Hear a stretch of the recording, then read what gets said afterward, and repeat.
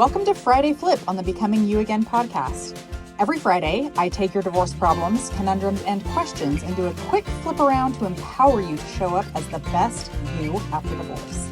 This week, I'm helping Sandy with her question about learning to trust herself again. She says everyone is always talking about how to learn to trust someone again after divorce, but I'm having a much harder time learning to trust myself when my thoughts about myself have been undermined my entire marriage. Where do I even start? Sandy, thanks for your question.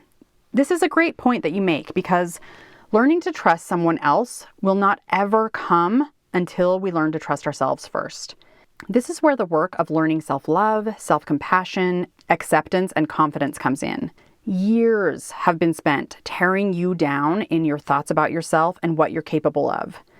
When we have someone outside of us who is constantly undermining us, gaslighting us, questioning our opinions and our decisions, it makes sense and becomes natural that we would start doing that to ourselves inside our heads as well.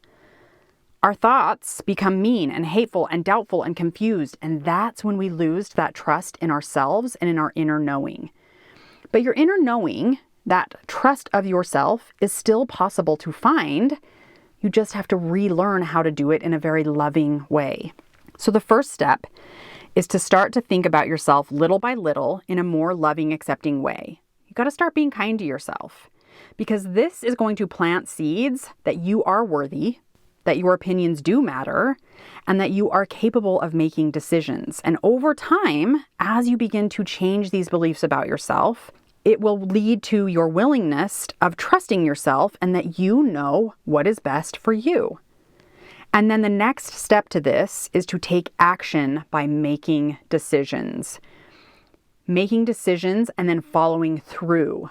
Another way of saying this is like having your own back, like making a decision and then having your own back about that decision.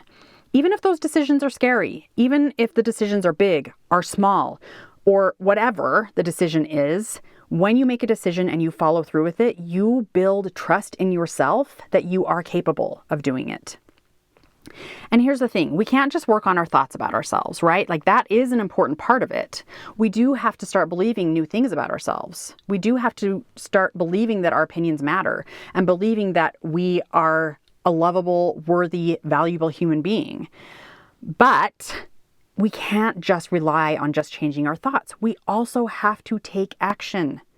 That is what cements all of this into our psyche.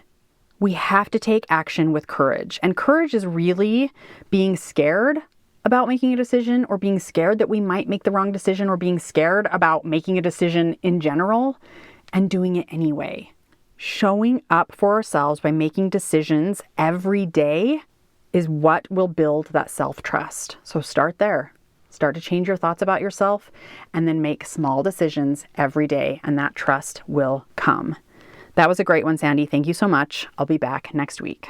That's your Friday Flip. Stay tuned for the weekly podcast episode that comes out every Monday. And remember, if you want more one-on-one help from me as your divorce coach to help you create an even better life than when you were married, then you need to schedule your free consult with me by going to www.karennelsoncoaching.com. Remember, that's Karen with an I.